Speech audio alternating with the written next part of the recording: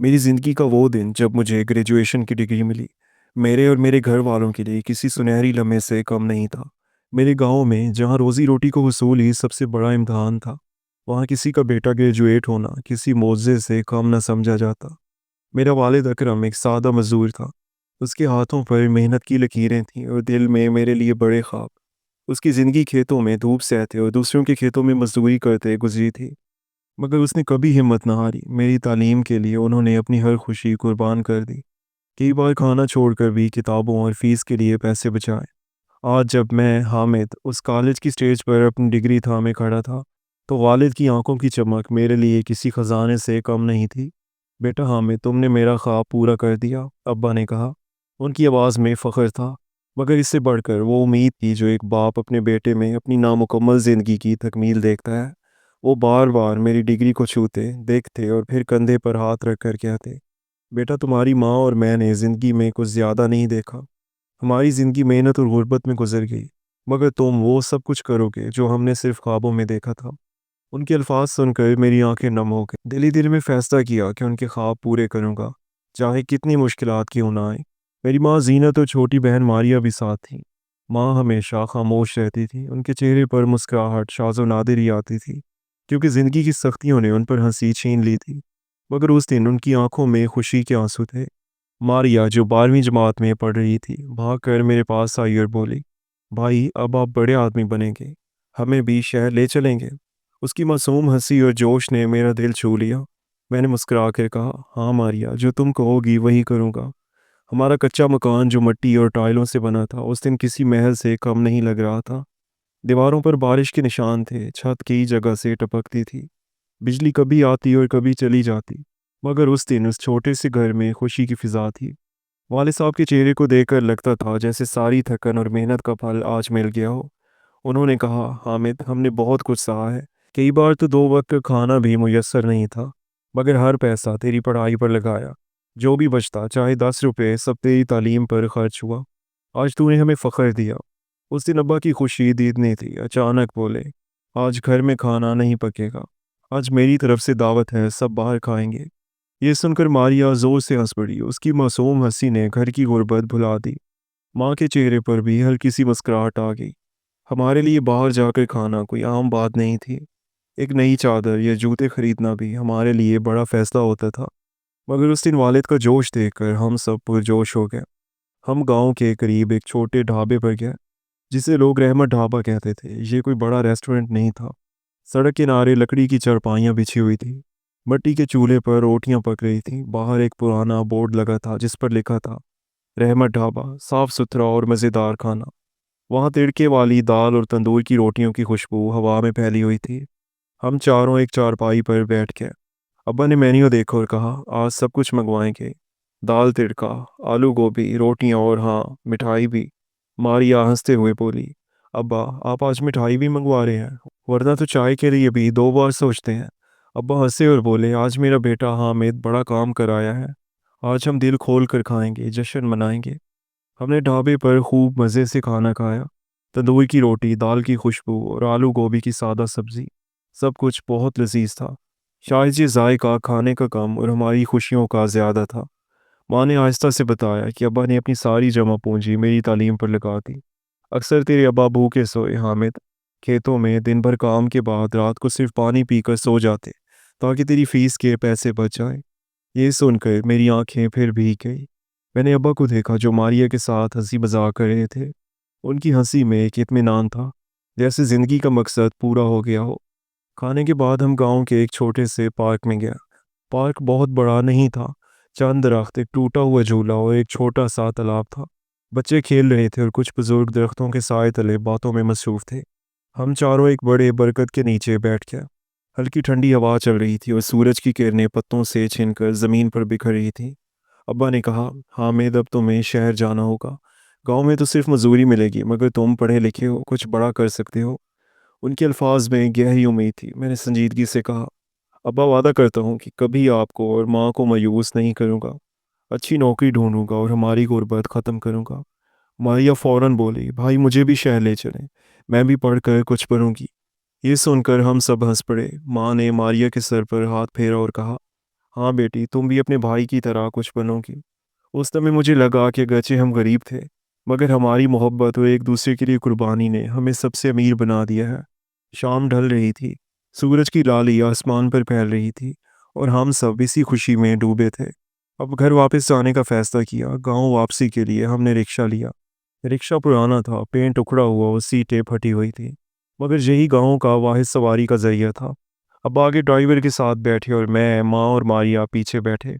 راستے پر ہم ہنسی خوشی باتیں کرتے رہے۔ ماریا نے کہا، بھائی جب آپ بڑے افیسر بن جائیں گے۔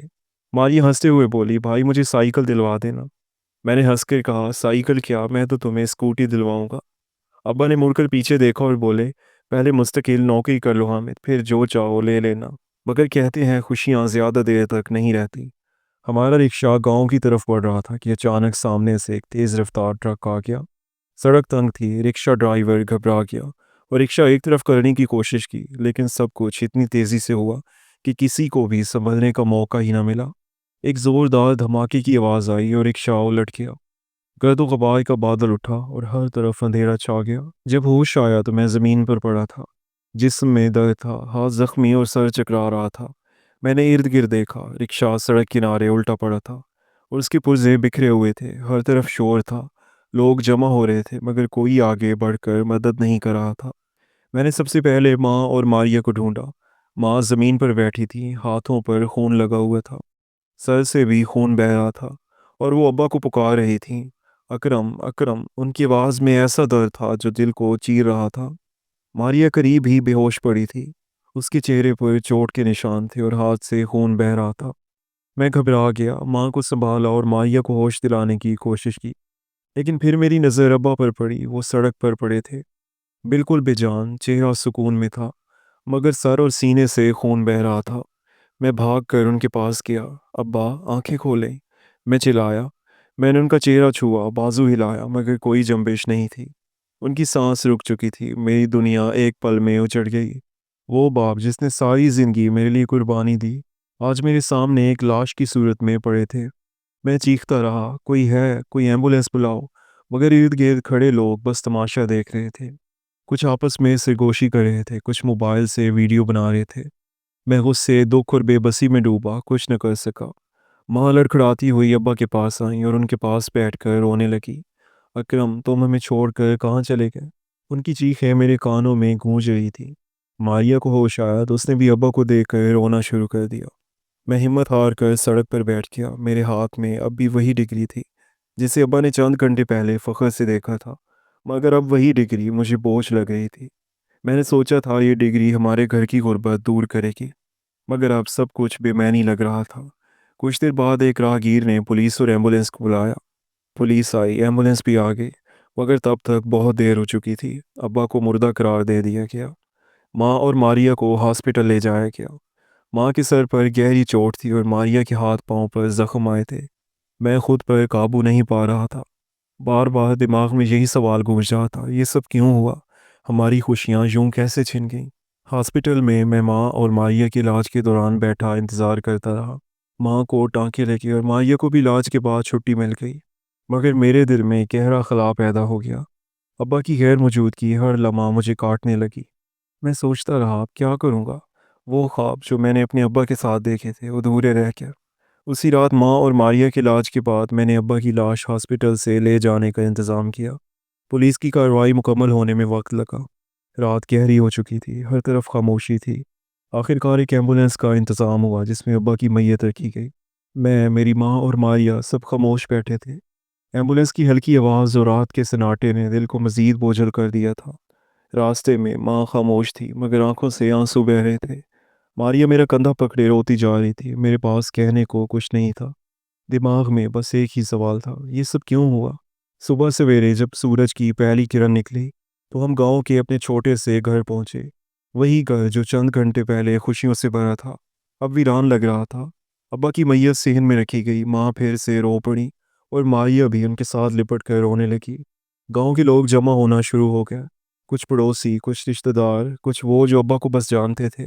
پورے گاؤں کا ماحول بوجھل ہو گیا۔ کچھ لوگ خاموش کھڑے تھے، کچھ آہستہ آہستہ باتیں کر رہے تھے۔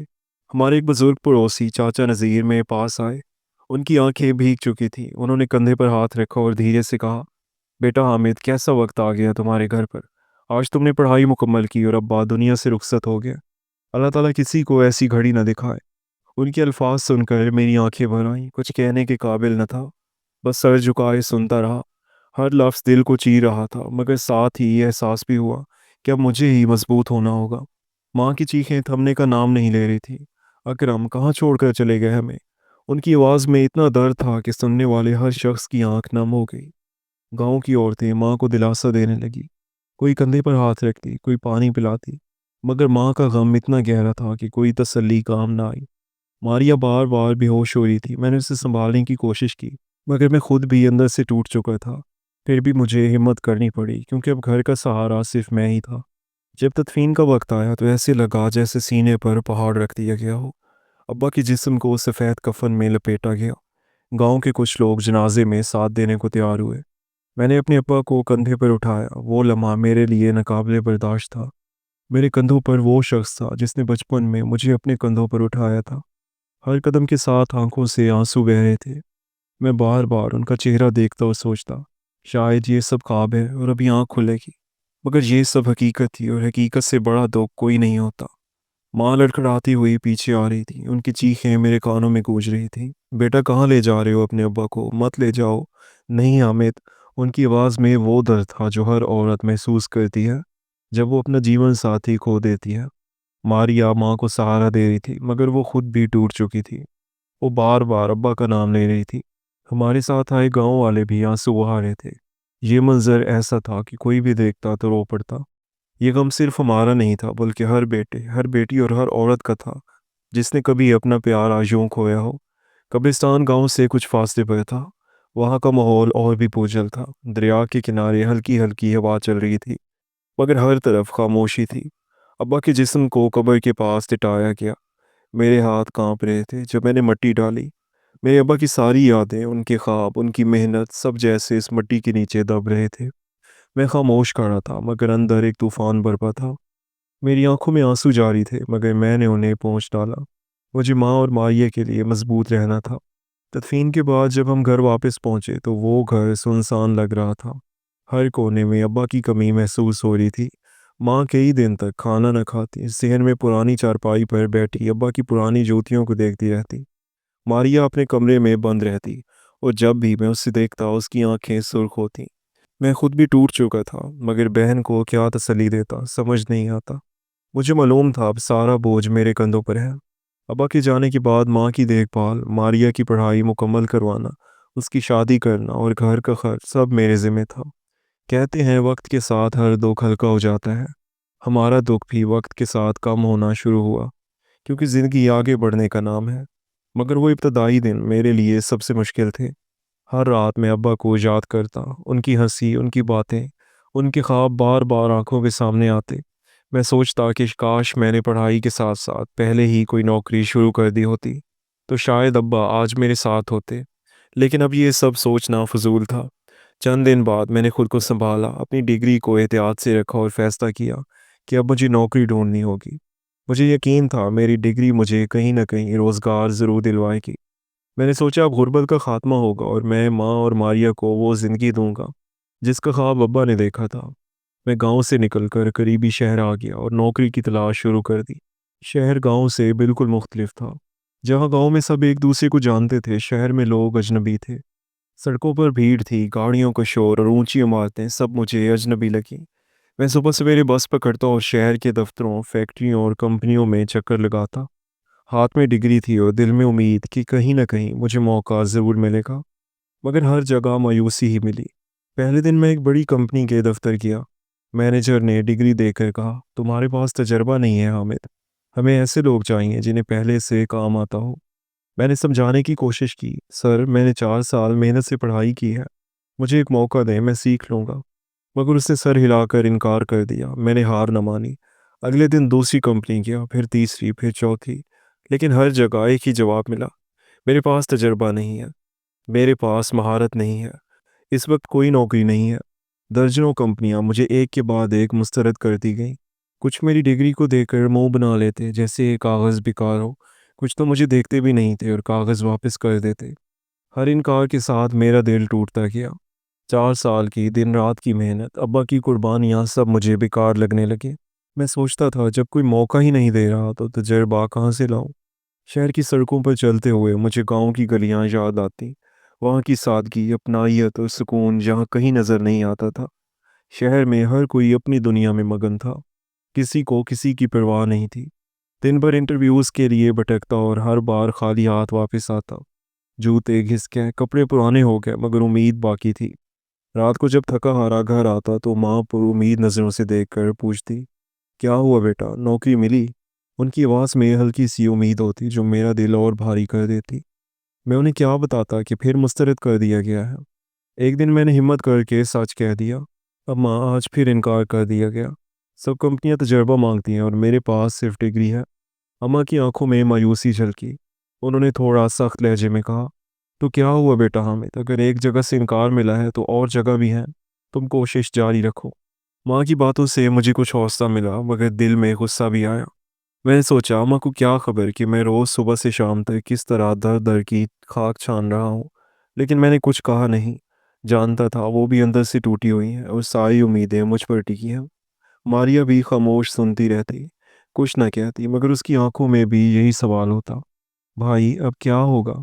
उस रात मैं थक कर छत पर जा बैठा। आसमान पर सितारे चमक रहे थे, मगर मेरे लिए वो बस खामोशी फैला रहे थे। मैंने अपनी डिग्री को देखा, वही कागज़ जिसके लिए मैं और अब्बा ने ख्वाब देखे थे। अब वही मेरे लिए सवाल बन चुका था। सोच रहा था कि क्या ये डिग्री वाकई हमारे घर की गुर्बत ख़त्म कर पाएगी। क्या मैं अब्बा के ख्वाब पूरे कर सकूंगा। दिल में डर भी था, मगर साथ ही एक नया जज्बा भी जाग रहा था। मुझे अब्बा के अल्फाज याद आए।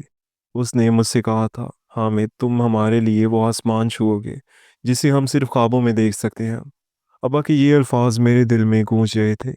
मैंने खुद से कहा, नहीं हामिद तुम हार नहीं मानोगे। अम्मा ठीक कहती हैं, अगर एक कंपनी ने इनकार किया है तो और भी कंपनियां हैं। तो मज़ीद मेहनत करोगी और अगले इंटरव्यू में एतमाद के साथ जाओगे। दिन गुजरते जा रहे थे, मगर मेरी ज़िंदगी में कोई रोशनी नज़र नहीं आ रही थी। हर सुबह मैं अपने अंदर हिम्मत और हौसला जगाता, खुद को कहता, आज कुछ अच्छा होगा, आज नौकरी मिल जाएगी। लेकिन हर शाम जब मैं शहर की गलियों में धक्के खाकर वापस लौटता तो मेरे हाथ खाली होते। वो ग्रेजुएशन की डिग्री जिसके लिए मैं और अब्बा ने ख्वाब देखे थे अब मेरे लिए बोझ बन गई थी।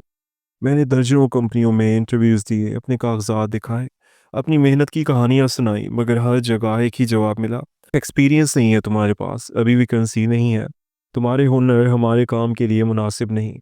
ये अल्फाज बार बार मेरे कानों में गूंजते और हर बार मेरा दिल तोड़ देते। मैं सुबह सवेरे गांव से निकलता, पुरानी बस में बैठकर शहर जाता। शहर की सड़कें अजनबी लगतीं। गांव की सादगी और अपनाइयत के बाद ये शहर सर्द और बेहिस लगता। ऊंची इमारतें, गाड़ियों का शोर और भीड़, सब कुछ मेरे लिए अजनबी था। मैं पुराने जूतों और बुसीदा कपड़ों में कंपनी के चक्कर लगाता, बैग में डिग्री और दिल में हल्की सी उम्मीद होती। लेकिन हर बार जब दफ्तर से निकलता तो वो उम्मीद और कमज़ोर हो जाती। घर का हाल दिन ब दिन ख़राब हो रहा था। अब्बा के इंतकाल के बाद जो थोड़ी बहुत बचत थी वो भी ख़त्म हो गई थी। हमारा कच्चा मकान अब बिखरा हुआ लगने लगा। छत की टूटी टाइलें, दीवारों पर बारिश के धब्बे और बावर्ची खाने में ख़त्म होता हुआ अनाज दिल दुखाता था। पहले हम दिन में 2 वक्त का खाना खा लेते थे, फिर हम एक वक्त पर आ गए और आखिरकार वो भी मुश्किल हो गया। एक दिन ऐसा आया जब घर में एक दाना भी बाकी न बचा। रात को मैंने हांडी देखी, वो खाली थी, मेरी आंखों से आंसू बह गए। मैंने सोचा, अब्बा आपने मेरे लिए इतनी कुर्बानियाँ दी और मैं आपके घर वालों को एक वक्त का खाना भी नहीं दे पाया। अम्मा पहले ही अब्बा के सदमे से टूट चुकी थी। अब उनकी हालत और ख़राब हो गई। हर सुबह वो मुझसे पूछती, बेटा नौकरी मिली, कुछ बना? उनकी आवाज़ में हल्की सी उम्मीद होती, मगर मैं हर बार सर झुकाकर खामोश हो जाता। उनकी सेहत भी बिगड़ने लगी। पहले हल्का बुखार और कमज़ोरी थी, फिर वो बिस्तर से उठ भी ना पाती। गांव की क्लिनिक के डॉक्टर ने कहा, तुम्हारी माँ को कई बीमारियां हैं, वजह है भूख और गम। उन्हें अच्छी खुराक और दवाई की ज़रूरत है, लेकिन मेरे पास दवाई के पैसे कहाँ थे। मैं कभी गांव के बाजार में मजदूरी करता, कभी छोटा मोटा काम करके चंद सिक्के ले आता। उन्हीं से एक वक्त का खाना बनता। मगर ये सब कब तक चलता। रात को मैं सोचता, अगर मुझे नौकरी ना मिली तो मैं अम्मा को भी खो दूंगा। दिल में डर था, मगर ये डर मैं अम्मा और मारिया को नहीं दिखा सकता था। गांव वाले भी अब बदलने लगे थे। जो लोग पहले हमारे साथ हंसते बोलते थे अब मुंह मोड़ने लगे। मैं सुनता, حامد کے گھر کی حالت بہت خراب ہے۔ باپ کے مرنے کے بعد سب بکھر گیا۔ کچھ پڑوسی جو ابا کے ساتھ چائے پیتے اور باتیں کرتے تھے اب ہمارے گھر کے سامنے سے گزرتے وقت نظریں چراتے۔ یہ رویہ مجھے غصہ اور دکھ دیتا۔ میری بہن ماریا جو صرف 17-18 سال کی تھی اب بالکل بدل چکی تھی۔ ابا کے جانے کے بعد وہ بھی ٹوٹ گئی۔ پہلے وہ ہنستی کھیلتی تھی، شرارتیں کرتی تھی، مگر اب وہ چپ چپ رہتی۔ اس کی آنکھیں ہمیشہ سرخ رہتی اور چہرہ زرد پڑ گیا تھا۔ گھر میں کھانے کو کچھ نہ ہوتا تو وہ دن بھر خالی پیٹ رہتی۔ میں اسے دیکھ کر اندر ہی اندر روتا رہتا۔ وہ معصومیت سے پوچھتی، بھائی نوکری ملی کیا؟ ہمارے اچھے دن کب آئیں گے؟ ہمیں پیٹ بھر کر کھانا کب ملے گا؟ اس کی آواز سن کر میرا دل پھٹ جاتا۔ میں اسے گلے لگا کر کہتا، ماریا سب ٹھیک ہو جائے گا، بھائی کوشش کر رہا ہے نا۔ لیکن مجھے معلوم تھا یہ صرف جھوٹی تسلیاں ہیں۔ ایک شام جب میں شہر سے تھکا ہارا واپس آیا تو ماریا میرے پاس آئی۔ اس کی آنکھوں میں بھوک اور امید کی۔ بھائی کچھ لائے ہیں کیا؟ کچھ کھانے کو ملے گا؟ اس کی معصوم آواز مجھے ابا کی یاد دلا گئی۔ میں نے جیب ٹٹولی مگر کچھ نہیں تھا۔ اماں کو دیکھا تو وہ بھی سوالیہ نظروں سے مجھے دیکھ رہی تھی۔ میں نے بس کہا، اماں ماریا کل کچھ انتظام کر لوں گا، مگر میری آواز میں کوئی یقین نہیں تھا۔ ماریا خاموشی سے اپنے کمرے میں چلی گئی۔ اس نے دن بھر کچھ نہیں کھایا تھا۔ وہ بھوکی تھی مگر چپ چاپ اپنا دکھ چھپا رہی تھی۔ میں ہاسپٹل کے ٹھنڈے فرش پر بیٹھا رو رہا تھا۔ سامنے اماں تھیں جو بالکل بے حال بستر پر پڑی تھیں۔ میں اندر سے ٹوٹ چکا تھا۔ ابا کی بعد ماریا بھی چلی گئی تھی۔ میں نے سوچا اماں اگر میں نے کچھ نہ کیا تو آپ کو بھی کھو دوں گا۔ اب میرے پاس کچھ نہیں بچا تھا، نہ ابا نہ ماریا، اور ماں کی حالت ایسی تھی کہ وہ بھی کسی بھی وقت میرا ساتھ چھوڑ سکتی تھی۔ میں نے خود سے سوال کیا، کیا میں واقعی اتنا کمزور ہوں؟ کیا میں ابا کے خواب ایسے ہی ٹوٹنے دوں گا؟ وہ رات میں ہاسپٹل میں بیٹھ کر خود سے لڑ رہا تھا۔ میرے دل میں پچھتاوے، غصے اور گہری اداسی کی ایک آگ جل رہی تھی۔ اگلی صبح اچانک میرا پرانا ٹوٹا پھوٹا فون بجا جو میں نے ابا کی کمائی سے خریدا تھا۔ اسکرین پر ایک انجان نمبر نظر آیا۔ میں نے کپ کپاتے ہاتھوں سے کال اٹھائی۔ دوسری طرف ایک عورت کی آواز تھی، ہیلو حامد، میں اس کمپنی سے بول رہی ہوں جہاں تم نے پچھلے ہفتے انٹرویو دیا تھا۔ میں مینیجر ہوں، تمہیں جاب مل گئی ہے، کل سے جوائن کر سکتے ہو۔ میں یقین نہ کر سکا۔ اتنی بار انکار سہنے کے بعد مجھے لگا تھا شاید یہ مذاق ہے۔ میں نے دھیرے سے پوچھا، میڈم آپ سچ کہہ رہی ہیں نا، مجھے نوکری مل گئی ہے؟ وہ ہنس کر بولی، ہاں ہاں تمہارا انٹرویو بہت اچھا تھا، ہم تمہیں موقع دے رہے ہیں۔ میں نے کال بند کر دی لیکن میرے چہرے پر کوئی خوشی نہیں تھی۔ میں اسی ہاسپٹل کی کوریڈور میں بیٹھا تھا جہاں چند گھنٹے پہلے ہی میری بہن ماریا کی لاش میرے سامنے رکھی گئی تھی۔ میرے دل و دماغ میں عجیب سا خلا تھا۔ اگر یہ کال ایک دن پہلے آ جاتی تو شاید میری ماریا زندہ ہوتی۔ میں نے آسمان کی طرف دیکھ کر چیخ چیخ کر کہا، یا اللہ یہ کیسا کھیل ہے تیرا؟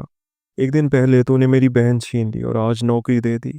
اگر یہ نوکری کل ملتی تو ماریا آج میرے ساتھ ہوتی۔ میری آنکھوں سے آنسو بہ رہے تھے مگر دل خالی تھا۔ اب یہ نوکری میرے لیے کھوکھلی جیت تھی۔ ماریا کی یادیں بار بار سامنے آ رہی تھیں، اس کی معصوم ہنسی، اس کے وہ خواب جب کہتی تھی، بھائی آپ بڑے افسر بنو گے، مجھے شہر لے چلو گے۔ میں نے وعدہ کیا تھا کہ اسے سائیکل دلاؤں گا، مگر میں اسے ایک روٹی بھی نہ دے سکا۔ ماریا کی تدفین چند گھنٹے پہلے ہی ہوئی تھی۔ اس کی معصوم لاش اپنے کندھوں پر اٹھائی تھی میں نے، اور میری آنکھوں سے آنسو رکنے کا نام نہیں لے رہے تھے۔ میں نے وہیں فیصلہ کیا کہ اب اماں کو یہ دکھ نہیں سہنے دوں گا۔ سوچا انہیں نوکری کی خبر دوں، شاید سن کر ان کی آنکھوں میں روشنی آ جائے۔ میں ہاسپٹل سے گھر لوٹا۔ گھر کا ماحول ماریا کے جنازے کے بعد اور بوجھل ہو گیا تھا۔ ہمارے کچے مکان میں صرف خاموشی بسی ہوئی تھی۔